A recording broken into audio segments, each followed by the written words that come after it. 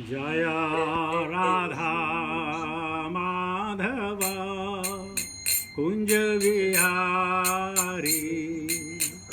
जय राधा माधव कुंज विहारी।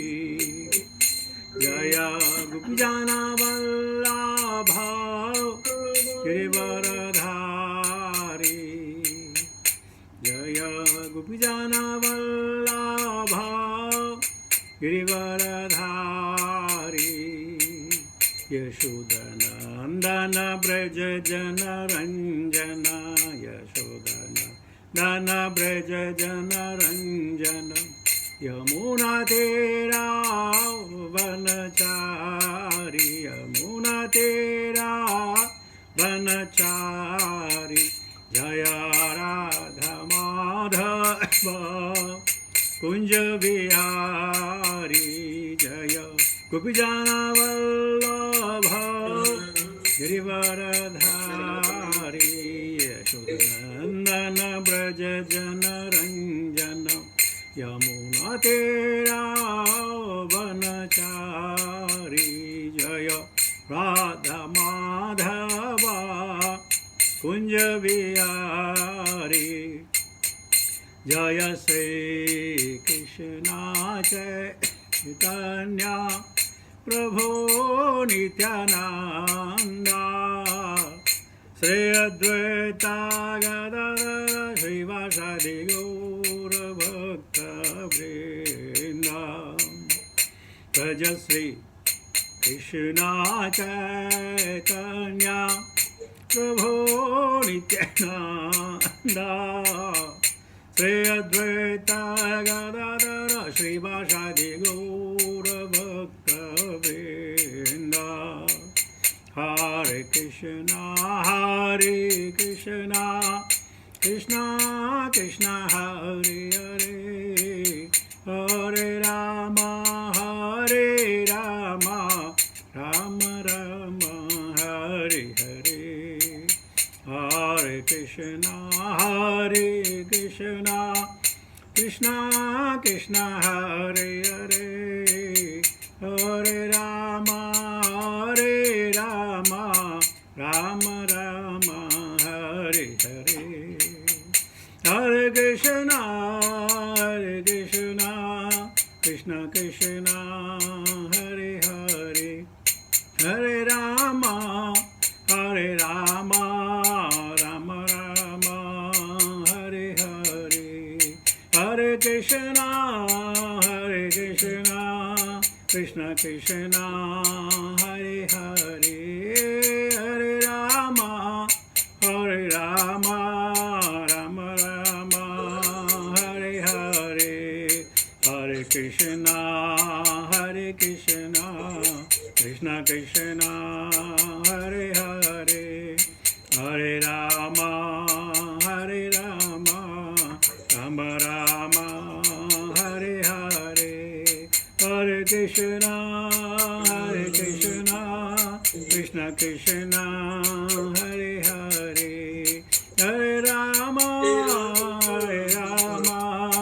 राम राम हरे हरे। हरे कृष्ण कृष्ण कृष्ण हरे हरे। हरे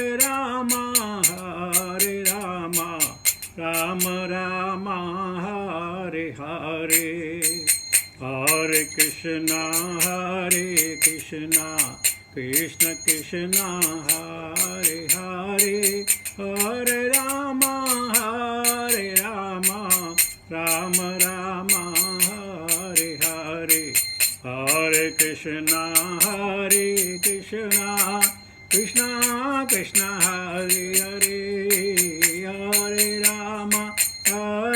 राम राम राम हरे हरे। हरे कृष्ण कृष्ण कृष्ण हरे हरे। हरे राम राम राम हरे हरे। हरे कृष्ण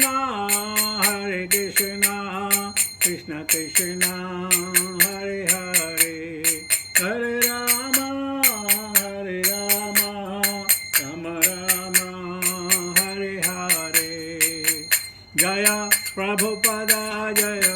प्रभुपदा जय प्रभुपदा श्रील प्रभुपदा प्रभुपाद प्रभुपाद प्रभुपाद जय श्रील प्रभुपाद गुरुदेव गुरुदेव गुरुदेव जय श्रील गुरुदेव। हरिनाम संकीर्तन महोत्सव की जय। भक्ति वेदांत स्वामी श्रील प्रभुपाद महाराज की जय। नेता गौर प्रेमानंद हरि हरि बोल। ओम नमो भगवते वासुदेवाय। ओम नमो भगवते वासुदेवाय। ओम नमो भगवते वासुदेवाय। नारायणं नमस्कृत्य नरं चैव नरोत्तमं देवीं सरस्वतीं व्यासां ततो जयमुदीरयेत्। नष्टप्रायेषु भद्रेषु नित्यं भागवत सेवया भगवती उत्तम श्लोके भक्तिर्भवति नैष्टिकी। Hare Krishna. Today we'll be taking text 13 of second canto, second chapter of Srimad Bhagavatam, entitled The Lord in the Heart. Today also big purport is there, so will help me in reading it. एकैकशोऽङ्गानि धियानुभावयेत पादादि यावदसितं गदाभृत जितं जितं अस्तानमपोह्य धार्येत् परं परं शुध्यति धीर्यथा तथा। एकैकशोऽङ्गानि धियानुभावयेत पादादि यावदसितं गदाभृतः जितं जितं स्थानमपोह्य धार्येत् परं परं शुध्यति धीर्यथा यथा। एकैकशोऽङ्गानि धियानुभावयेत् पादादि यावदसितं गदाभृत जितं जितं स्थानमपोह्य धार्येत् परं परं शुध्यति धीर्यथा यथा। शब्दार्थ।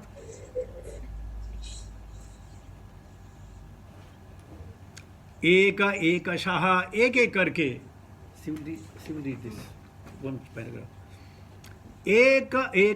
एक एक करके या एक के पश्चात दूसरा अंगानी अंगों को धिया ध्यान से अनुभावयेत ध्यान करे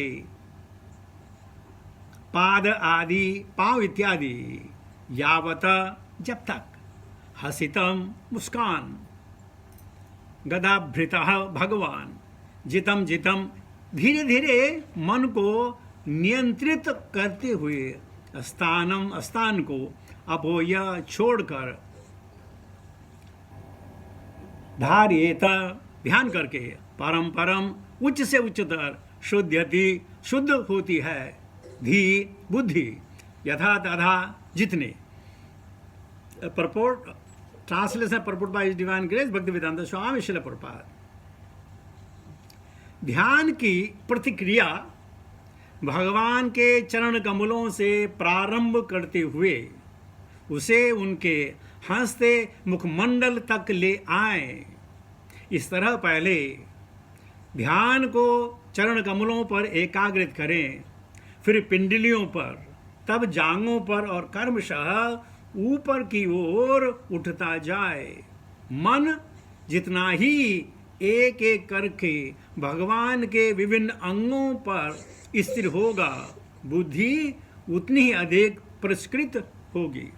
तो परपोर्ट सरे बंदे पढ़ेगी वन पैराग्राफ, तब आप लोग सर मदद करें। तात्पर्य जोर से बोलो।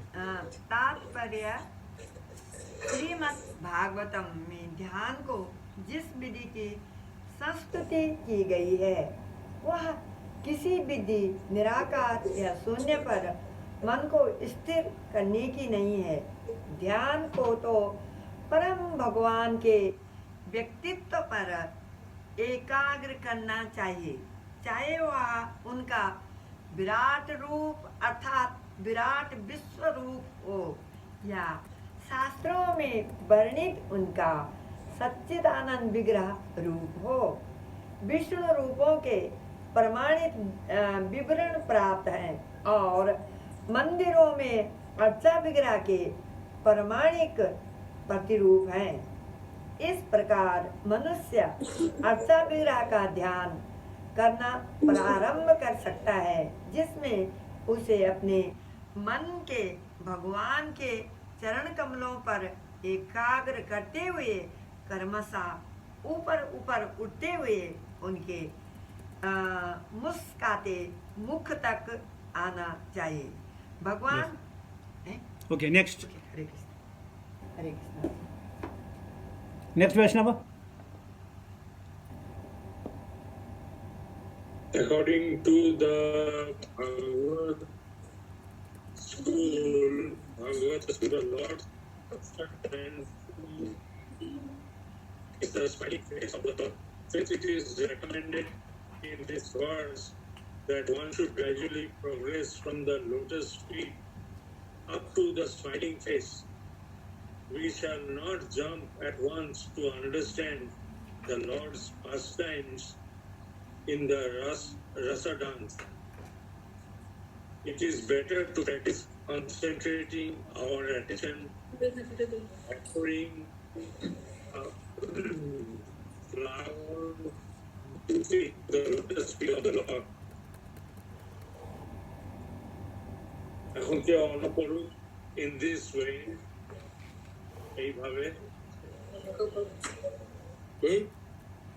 এইভাবে অর্চনের দ্বারা আমরা ধীরে ধীরে পবিত্র হতে পারি। ভগবানকে স্নান করানো, সাজানো ইত্যাদি অপ্রাপ্ত কার্যকলাপ আমাদের জীবনকে পবিত্র করতে সাহায্য করে। আমরা যখন চিত্তশুদ্ধির উচ্চতর স্তরে উন্নীত হই এবং ভগবানের হাস্যোজ্জ্বল মুখমণ্ডল দর্শন করতে পারি বা ভগবানের রাসলীলা শ্রবণ করতে পারি, তখন আমরা যথাযথভাবে তার অপরাকৃত কার্যকলাপের রসাস্বাদন করতে পারি। তাই শ্রীমদ্ ভাগবতে তার রাসলীলার বর্ণনা দশম স্কন্ধে 29 থেকে 34 অধ্যায়ে বর্ণনা করা হয়েছে।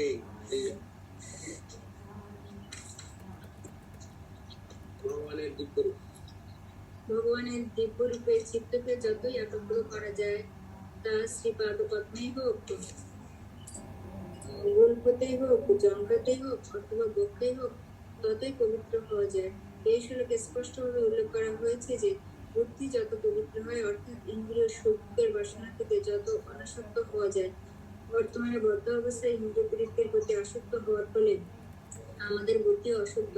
ভগবানের অপ্রাকৃত রূপের ধ্যানের ফলে প্রকাশ পায় ইন্দ্রিয় বৃত্তির প্রতি আমাদের আসক্তির মাধ্যম। তাই ধ্যানের চরম উদ্দেশ্য হচ্ছে বুদ্ধির শুদ্ধিকরণ। Venkateshwar Gopal Prabhu last paragraph.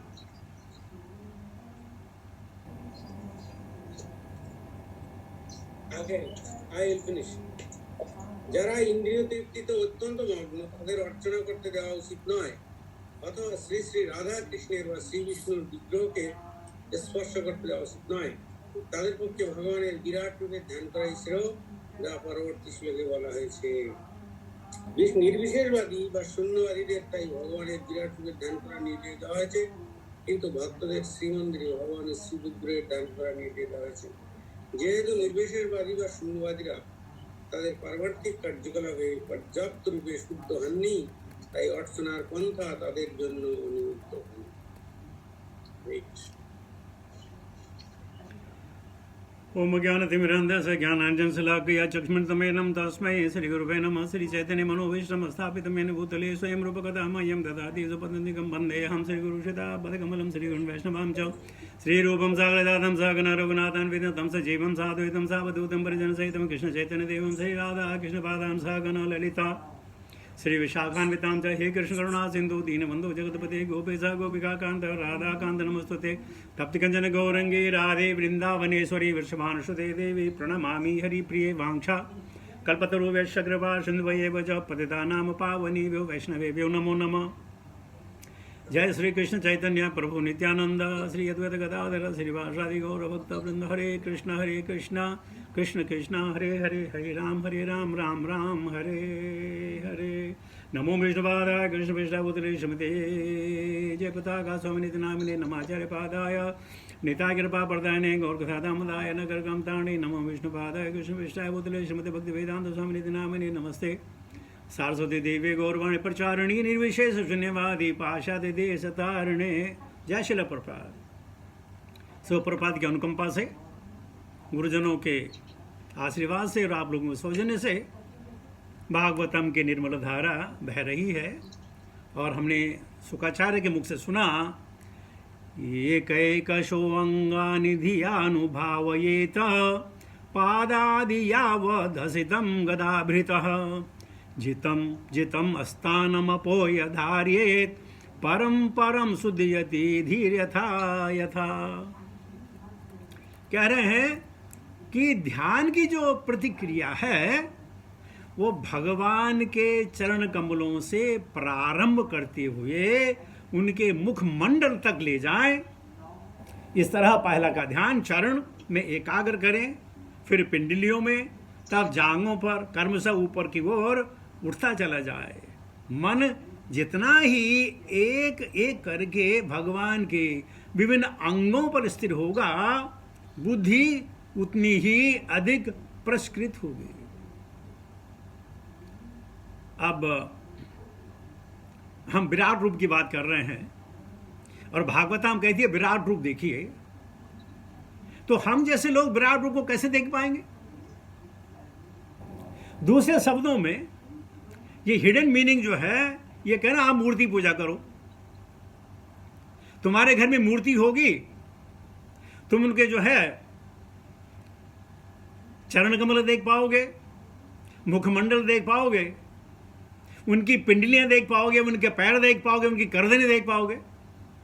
तो इनडायरेक्टली हमें मिलता है कि यहाँ जो मूर्ति पूजक हैं, भगवान कृष्ण की जो मूर्ति है उसकी जो पूजा करते हैं, वो इस प्रकार का दर्शन कर सकते हैं।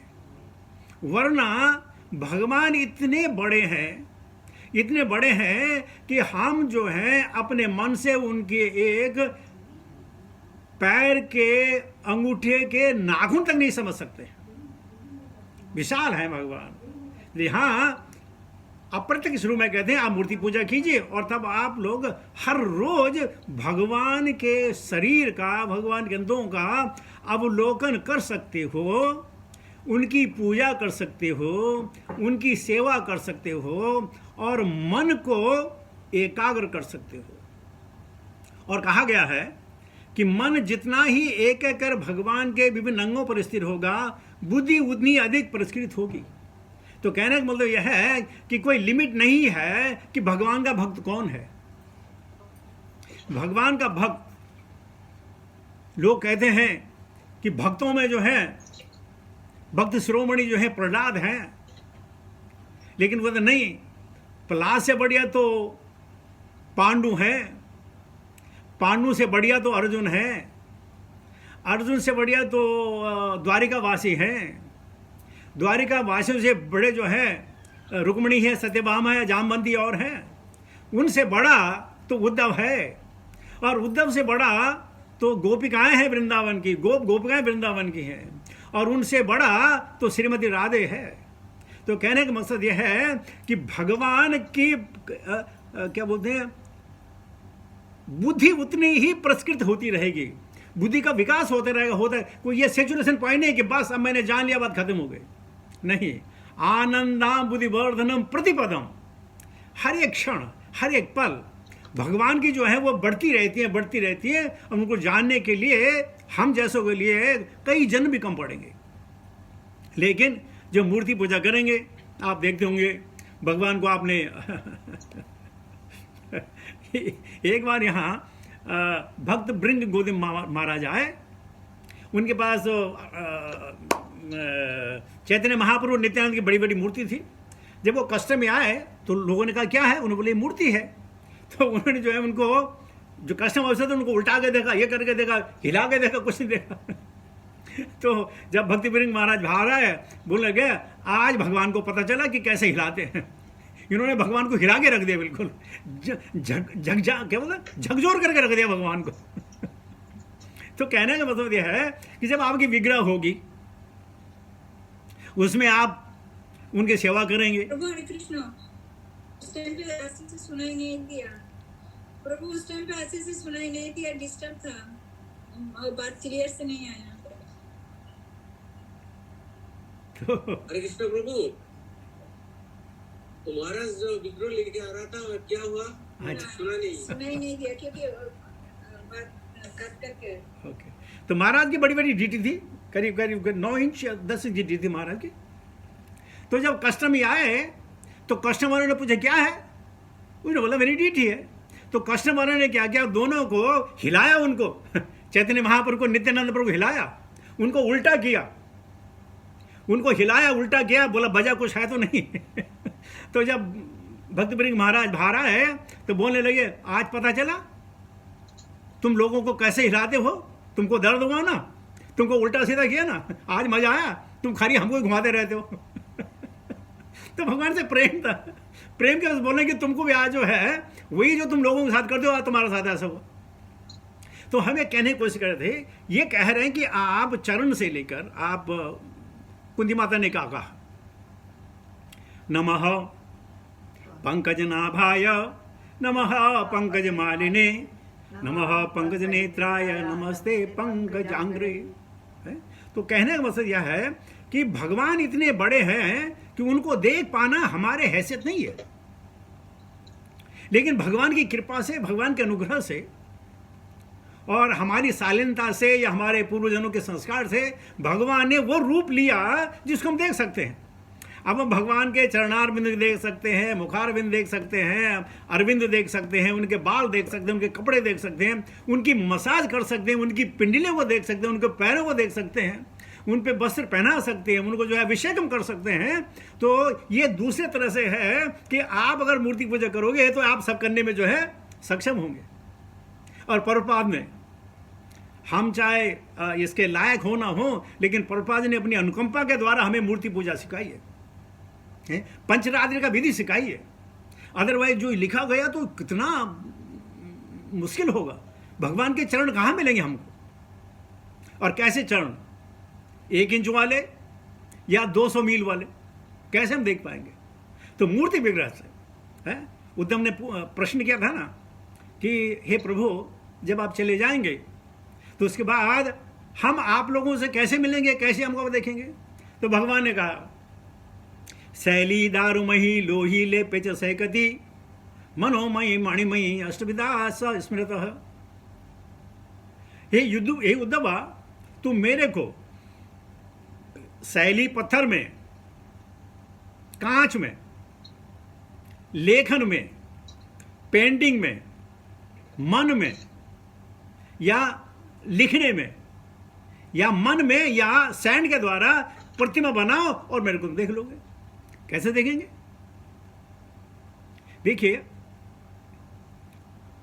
चिंतन तो कंस ने भी पूरे 12 साल किया, 12 साल तक भगवान का चिंतन किया, लेकिन वो भक्त नहीं कहलाया, वो आज भी असुर कहलाया। रावण ने भी श्री राम का जो है बहुत उन्होंने उसका ध्यान दिया, मनन किया, चिंतन किया, लेकिन उसको भक्त नहीं कहा गया, उसको भी दानव कहा गया। तो भगवान की भक्ति जो अनुकूल हो, प्रतिकूल न हो, वही भक्त कहलाता है। प्रतिकूल तो स्नेहात भयात द्वेषात, भगवान की पूजा हो सकती है, लेकिन जो परिणाम है वो अलग अलग मिलेंगे। जो भक्त होगा भगवान का धाम मिलेगा, जो अभक्त होगा उसको ब्रह्मज्योति मिलेगी, और ब्रह्मज्योति फिर करोड़ों करोड़ों साल रहने के पश्चात फिर वापस। तो कहने का मकसद यह है कि इस श्लोक के द्वारा हमें पता चलता है अप्रत्यक्ष रूप में कि मूर्ति पूजा करें, शुक्राचार्य मूर्ति पूजा करो, भगवान को देख पाओगे, और फिर अपनी इच्छा के अनुसार तुम भगवान को इतना बड़ा कर सकते हो ताकि तुम्हारी आंखों में जो है वो समा जाए, तुम्हारी आंखों से ओझल नहीं होगा। अगर बाह्य रूप में विराट रूप देखोगे आप तो कहां हमें देख पाएंगे विराट रूप। और कम से कम इन भौतिक संसार में भगवान का और भक्ति का रेशियो का है 1:120। अगर हम 1 फीट के हैं तो भगवान 120 फीट के हैं, 1:120। तो कैसे आदमी देख पाएगा? बड़े बड़े संत भी जो है वो परेशान हो जाएंगे, यार कैसे देखें भगवान को, कैसे देखें। लेकिन मूर्ति के रूप में आप हर रोज भगवान को देखते हैं, आप मंदिरों में जाते हैं, भगवान के दर्शन करते हैं, पूरे भगवान दिखते हैं। पूरे भगवान। नहीं तो विराट रूप में अर्जुन को तो ददामी दिव्यम ते चक्षुषु, भगवान को चक्षु दिया, लेकिन हमारे पास तो चर्म चक्षु ना, हम कैसे देख पाएंगे। लेकिन भगवान ने भी हमारे ऊपर जो है अनुग्रह किया है और इसलिए मूर्ति रूप में आए हैं। और फिर कहते हैं शुक्राचार्य कि मन जितना एक एक करके भगवान में आपका लगेगा, एकाग्रता बढ़ेगी, उतनी आपकी बुद्धि प्रखर होती चली आएगी, प्रखर होती चली जाएगी, प्रखर होती चली जाएगी। लेकिन यह समय कभी नहीं आएगा कि आप बोले मैं भगवान को समझ गया। एक बार ब्रह्मा जी को भगवान मिले तो ब्रह्मा जी ने दंडवत प्रणाम किया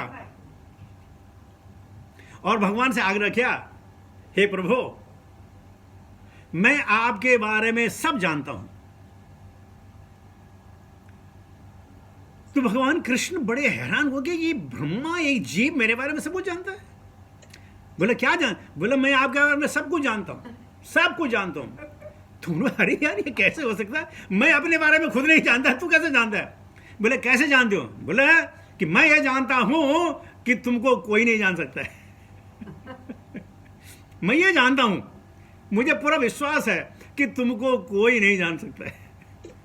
तो इसलिए यहां कह रहे हैं कि एक एक अंगों पर जब हमारा मन स्थिर होगा, हमारी बुद्धि प्रसृत होती जाएगी, बढ़ती चली जाएगी, बढ़ती चली जाएगी, बढ़ती चली जाएगी, और ये अनंत रहेगी, अनंत है, जिसकी कोई लिमिट नहीं है। हम आजकल यहाँ क्या सोचते हैं? मैक्सिमम परसेंट, नो 100%, 1000% और 10,000% ऐसा करते हैं ना। लेकिन यहाँ परसेंटेज जो है 10⁻⁴, अनलिमिटेड। तो भगवान को जान पाना बड़ा मुश्किल है।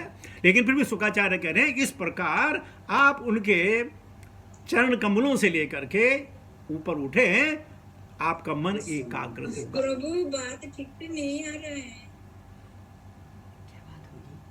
प्रभु बात ठीक से नहीं आ रहा है। मैं कीर्ति को बुला के रखे, कीर्ति को। मेरे फोन लेके मेरे फोन लेके मैं आपका फोन, मेरे वाला मेरे फोन ही काम करे। ना मेरे वाला फोन। अच्छा मैं ला रही। प्रभु जी फोन से okay, I will log in to another one. छोटा कहाँ है?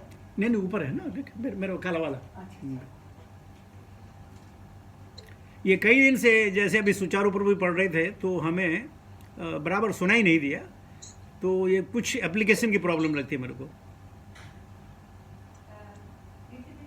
अरे मेरा फोन लेके आओ ना, कितनी बात है। Prabhu ji, here also our house also internet connection not coming from my laptop. Only mobile only I can connect today. I don't know. Okay, I'll log in. तुम ये क्या कह रहे थे कि भगवान को जाना बड़ा मुश्किल है, लेकिन वो विद्वान कौन है? विद्वान वो है जो कहे भगवान ही सर्वश्रेष्ठ है। एते चांस कलापुंस कृष्णस्तु भगवान स्वयं। बस जिसने ये समझ लिया कि भगवान कृष्ण ही सब कुछ हैं, वो बेता हो गया, उसके सारे वेदों का ज्ञान हो गया। मैं दूसरे में भी लॉग इन करता हूँ, देखिए।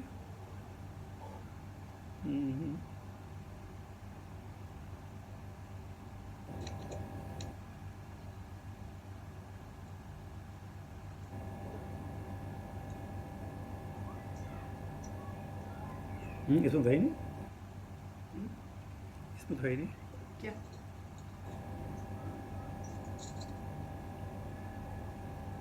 What?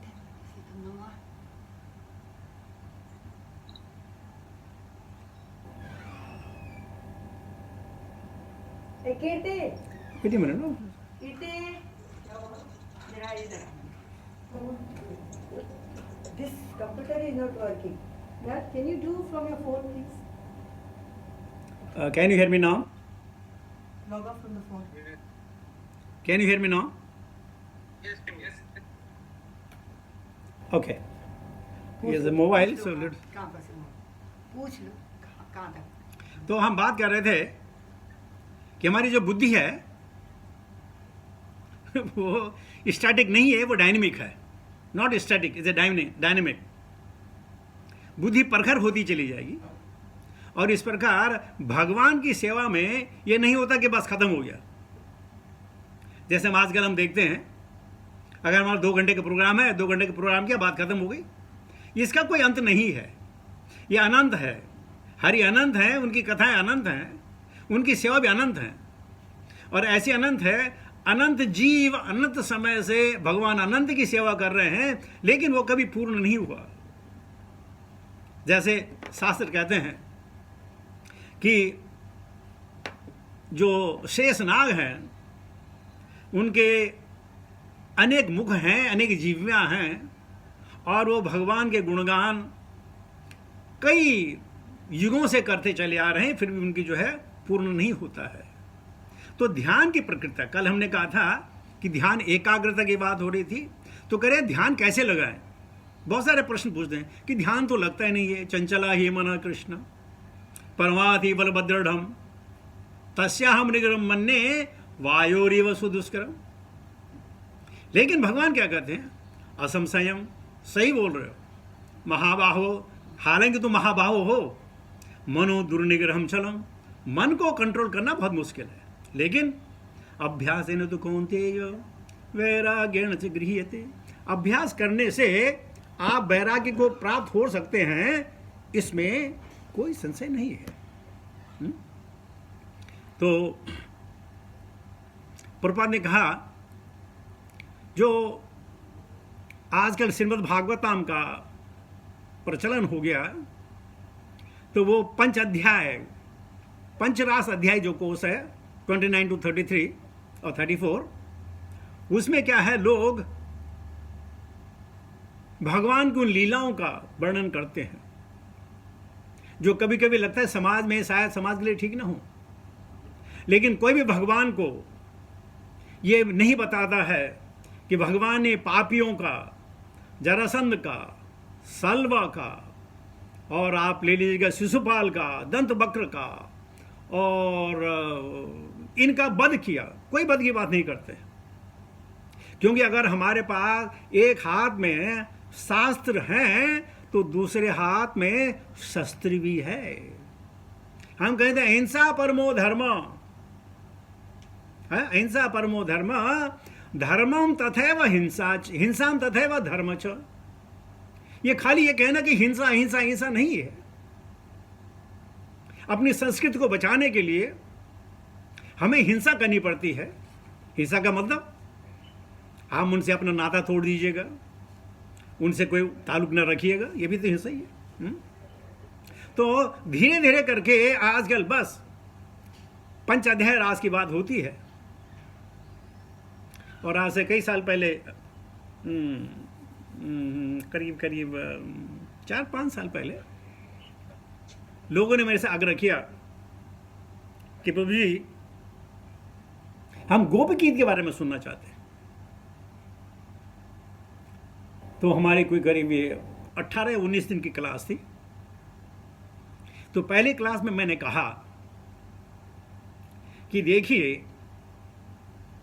अगर आप देह बुद्धि से ये सुनना चाहते हैं तो मैं सुनाने के लिए कतई तैयार नहीं हूं।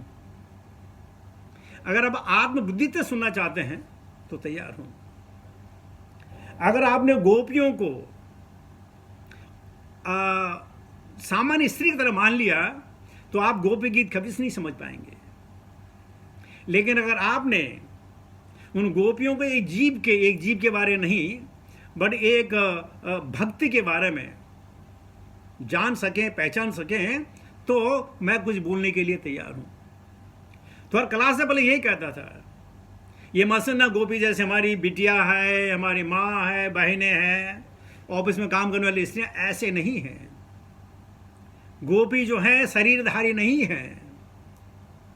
गोपियां जो हैं वो उनका शरीर से कोई ताल्लुकात नहीं है, वो तो आत्मा है। और इस प्रकार हमने उसका भी पाठ किया। लेकिन प्रभुपाद जी यहाँ कह रहे हैं कि आजकल फैशन हो गया है कि पंचरस अध्याय की बात करते हैं, 29 से 34 तक करते हैं। एक बार जीव गोस्वामी ने कहा कि दरअसल में श्रीमद् भागवत में ये 5 अध्याय हैं ही नहीं। जीव गोस्वामी जैसे सनातन गोस्वामी के शिष्य भी और रिश्तेदार भी, रूप गोस्वामी के भतीजे भी कह दिया कि श्रीमद् भागवतम में पंचरस अध्याय है ही नहीं, और उन्होंने इस पंचरस अध्याय पे प्रवचन भी नहीं की। कोई गलत है, क्योंकि हमारी बुद्धि भौतिक है, हमारी सोच भौतिक है, हम कैसे समझ पाएंगे?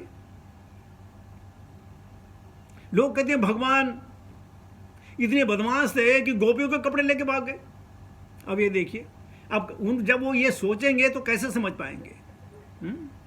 लेकिन भगवान के कार्यकलापों का रसास्वादन वही कर सकता है जिसको भगवान में भक्ति हो। उनका नाम क्या था, बहुत अच्छे वैष्णव थे वो, ओके शायद मैं उनका नाम भूल रहा हूँ। तो कहते हैं मनुष्य भगवान के दिव्य रूप पर चित्त को जितना एकाग्र करता है, चाहे चरण कमल पर या पिंडलियों पर या जांघों पर या वक्षस्थल पर, उतना ही शुद्ध होता है। यानी हमारे अंदर शुद्धि की बहुत संभावना है। और देखिए, अगर आपने भगवान का कोई रूप देखा होगा, चाहे आपने राधा माधव देखे होंगे, चाहे राधा श्याम सुंदर देखे होंगे, चाहे पार्थसारथी राधा पार्थसारथी देखे होंगे, चाहे राधा रास बिहारी देखे होंगे, या और भी डिटीज आपने देखी होगी, आपको देख के पता चल जाएगा हाँ ये डिटीज है। जब आप ध्यान से देखेंगे तो पता चल जाएगा, और अगर ध्यान से नहीं देखेंगे तो पता ही नहीं चलता। ये राधा गोपीनाथ हैं, राधा गोपेश्वर हैं, ये क्या है, ये राधा गोविंद देव जी हैं। जैसे आप देखेंगे आपको पता चल जाएगा, अगर आपने ध्यान से देखा हो। और अगर आपने ध्यान से नहीं देखा होगा तो कोई भी डीटी आपके सामने आ जाए, आपको पता हाँ ठीक है राधा कृष्ण है, कौन है राधा कृष्ण, लेकिन आपको ये पता नहीं चलेगा, क्योंकि हम ध्यान नहीं देते हैं। और इसलिए हमारी बुद्धि जो है पुरस्कृत नहीं होती है, जिसका मतलब ये होता है कि जब तक हमारी इंद्रिय तृप्ति नहीं होगी तब तक हम भगवान को नहीं जान पाएंगे। बड़ा कठिन सवाल है ना इंद्रिय तृप्ति के लिए। तो इंद्रिय तृप्ति हम वही करेंगे जो भगवान का अवशेष मिले, तब इंद्रिय तृप्ति हो जाएगी। हम अपने सुख के लिए, अपने आराम के लिए वही चीज का इस्तेमाल करें जो भगवान से हमें प्रसाद रूप में मिले, और किसी को ग्रहण ना करें, तो हमारी इंद्रियां बिल्कुल काबू हो जाएंगी। हम लेंगे नहीं, और जो भगवान का दिया लेगा वो तो शुद्ध पवित्र होगा, तो तब हमारा मन नहीं भटकेगा। लेकिन सारा समाज इंद्रिय तृप्ति में है। चाहे जैसे हम कल कह रहे थे, बालस्तावत क्रीडासक्त, तरुणस्तावत तरुणासक्त, चिंतास्तावत चिंतासक्त। एक बार एक व्यक्ति को किसी औरत से प्यार हो गया, लेकिन बोल नहीं पाया। किसी न किसी बहाने आए, उनको मिले, उनसे बात करे। आखिर में 4-5 महीने के बाद उसका सब्र का बांध टूट गया। वो औरत के पास गया और बोलने लगा कि मैं तुम्हें बहुत प्यार करता हूं। उसने कहा प्यार करते हो? मैं तो शादीशुदा हूं। बोले मुझे मालूम है, तुम उसको तलाक दे दो, और तलाक के एवज में मैं तुझे 150,000 रियाल दूंगा।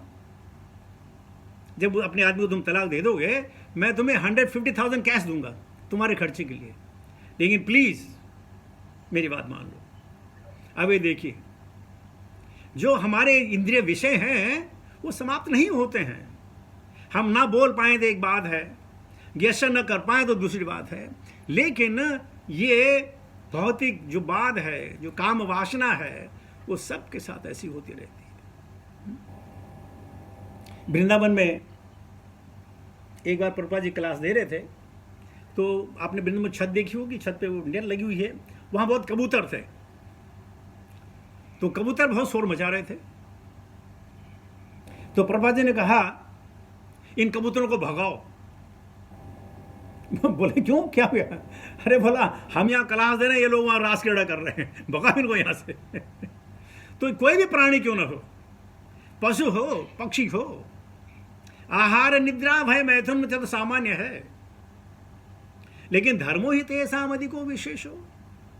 लेकिन हम अपने धर्म का पालन करके अपनी इंद्रियों को कंट्रोल कर सकते हैं। और सबसे पहले जिव्या से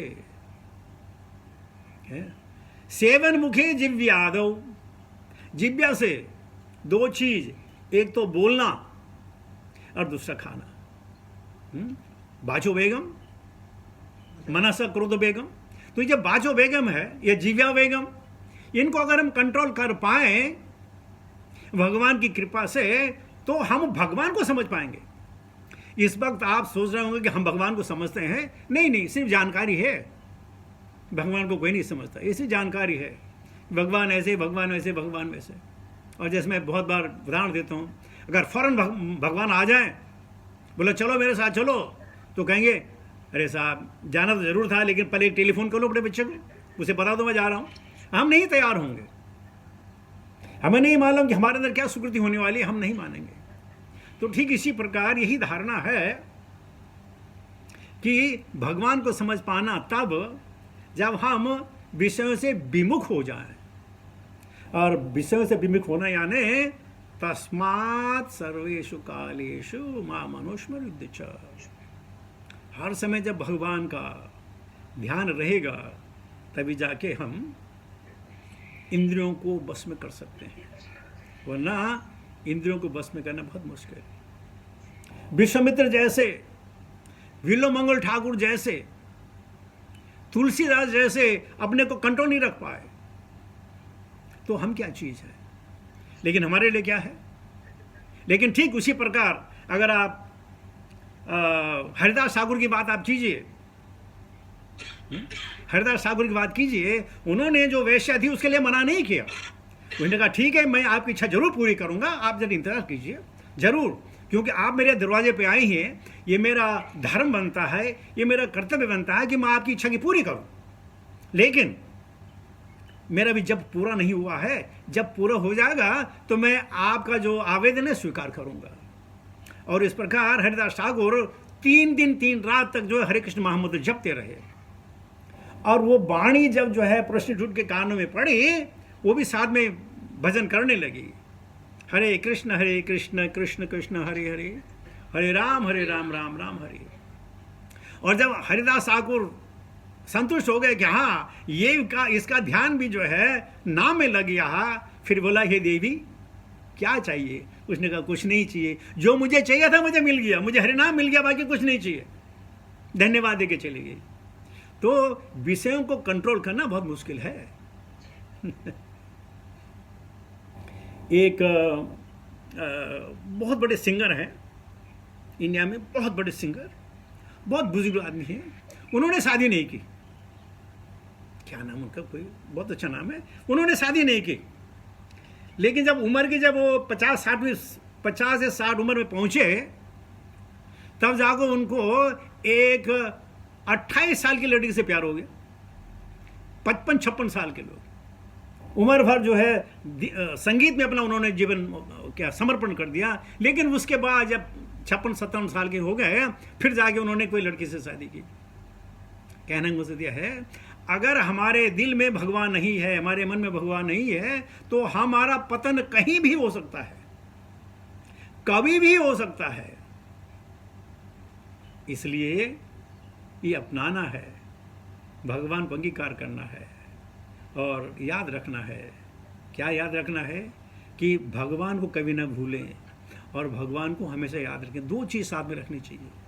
तो इस प्रकार तब हम भगवान की जो अपने सुखेचार्य कह रहे हैं, तब हम क्या करेंगे, ध्यान की प्रतिक्रिया भगवान के चरण कमलों से प्रारंभ करते हुए उसे उनके हंसते मुखमंडल तक ले जाएं। इस तरह पहले ध्यान को चरण कमलों का एकाग्र करें, फिर पिंडलियों पर, तब जीवों जांघों पर और कर्मशः ऊपर की ओर उठाते जाएं। मन जितना ही एक एक करके भगवान के विभिन्न अंगों पर स्थिर होगा, बुद्धि उतनी ही अधिक परिकृष्ट होगी। और ये हम सब कर सकते हैं, ये असंभव नहीं है, ये संभव है। इसलिए प्रभुपाद जी ने जो दिया है भागवत विधि और क्या विधि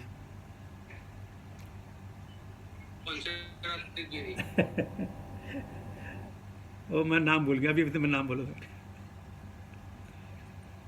एक भागवत विधि है और एक पूजा की विधि है। हाँ? तो पूजा की विधि से दोनों थे। अच्छा विग्रह विधि है। नहीं, ये जो है ये शरीर के दो पहिए हैं, दोनों पहिए से चलेंगे तो बराबर चलेंगे, एक से चलेंगे तो लखड़ाते चलेंगे।